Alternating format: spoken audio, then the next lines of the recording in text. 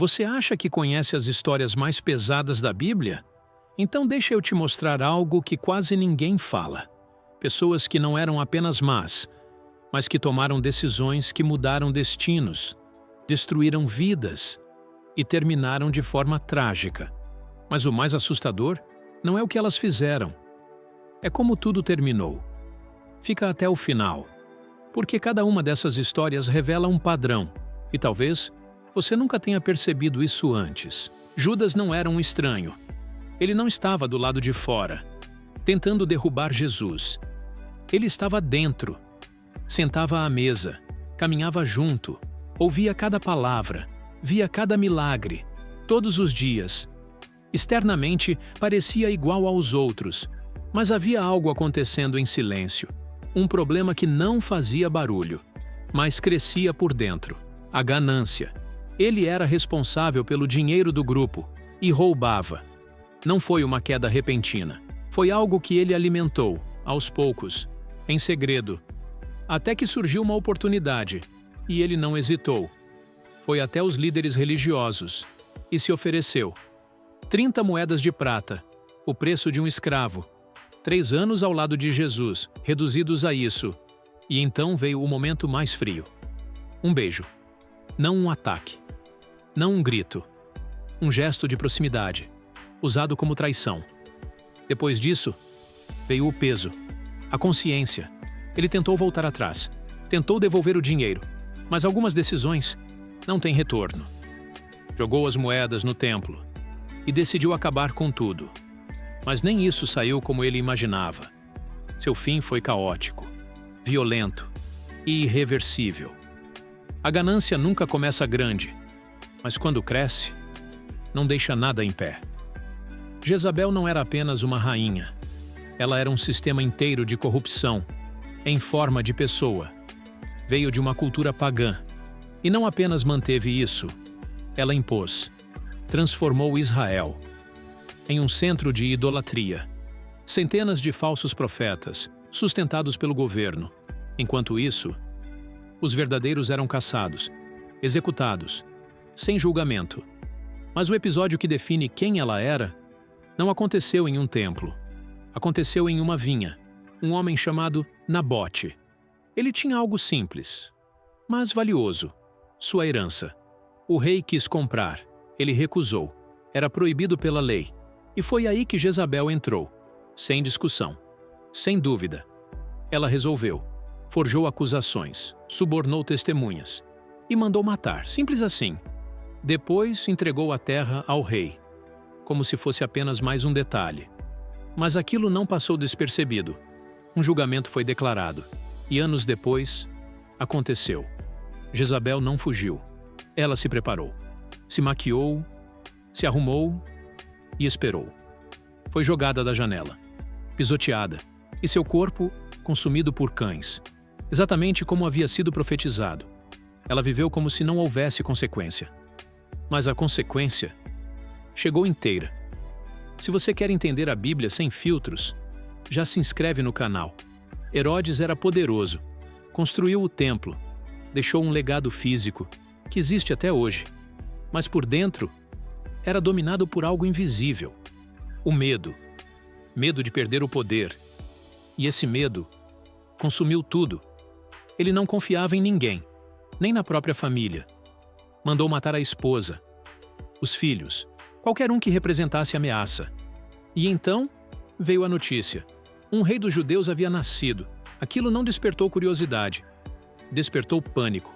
Ele fingiu interesse, fingiu devoção, mas por trás planejava eliminar. Quando falhou, perdeu o controle e ordenou o impensável. Crianças, inocentes, mortas, por medo.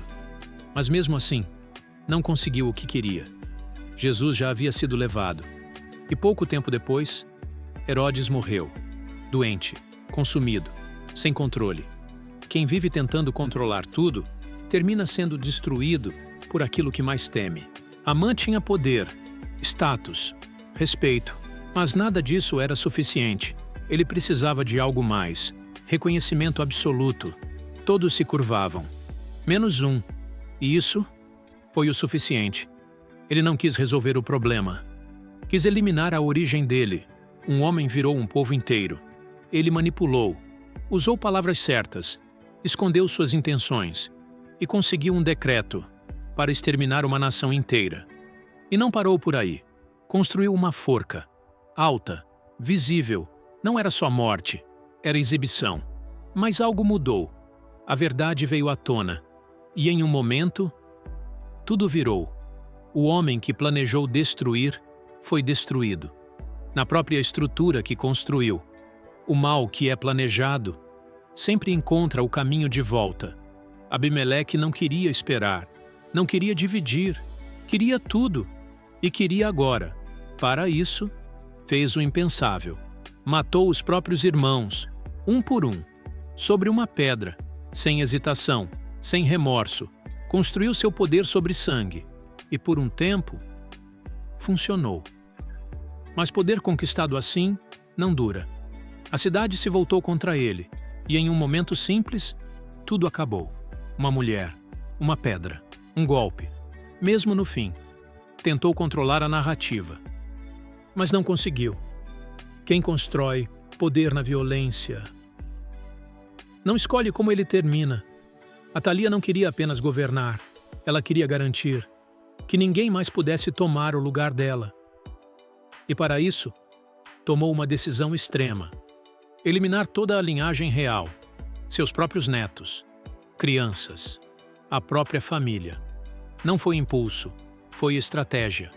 Sem herdeiros, não há disputa. E por um momento, funcionou. Ela assumiu o trono, governou, parecia que tinha vencido. Mas havia um detalhe, que ela não controlava: um bebê, escondido, silenciosamente retirado, no meio do caos. Enquanto ela governava, o herdeiro legítimo crescia, em segredo. Anos se passaram, até que o momento chegou. O menino foi revelado, apresentado, coroado.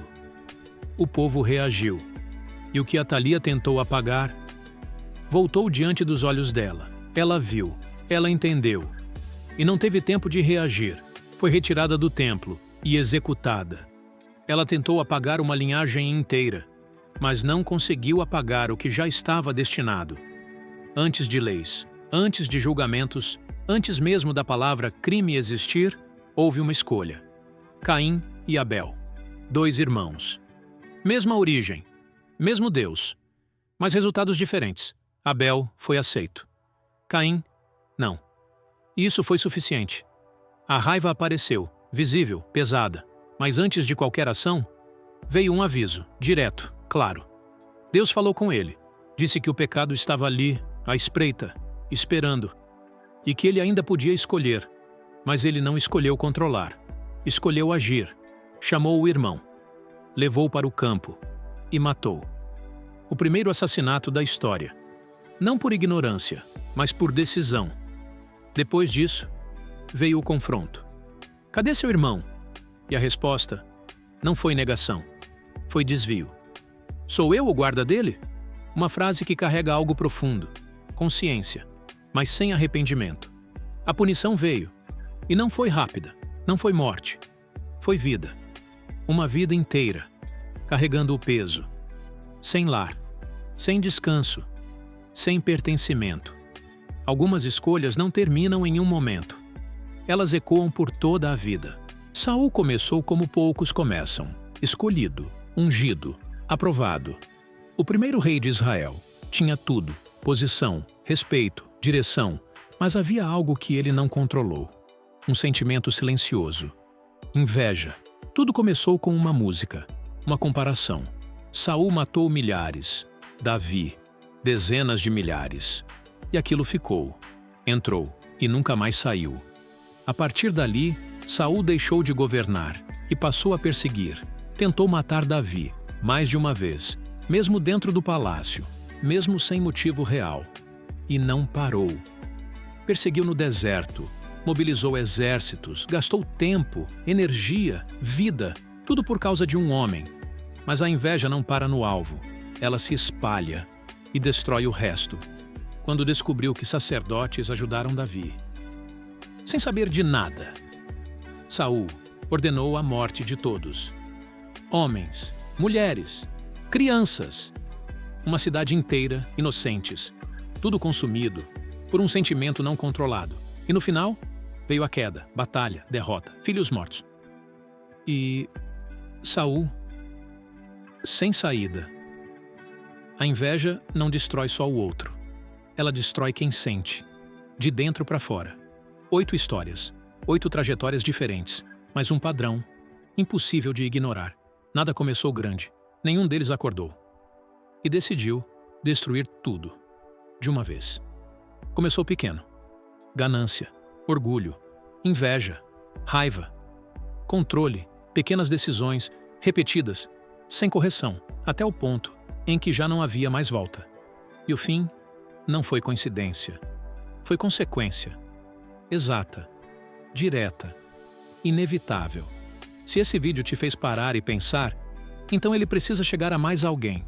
Compartilha, porque a Bíblia não mostra essas histórias só para contar o que aconteceu. Ela mostra para alertar. Não esqueça de me seguir. No próximo vídeo, vou falar sobre o que acontece quando morremos. Para onde vamos? Independente da religião. Vou contar tudo.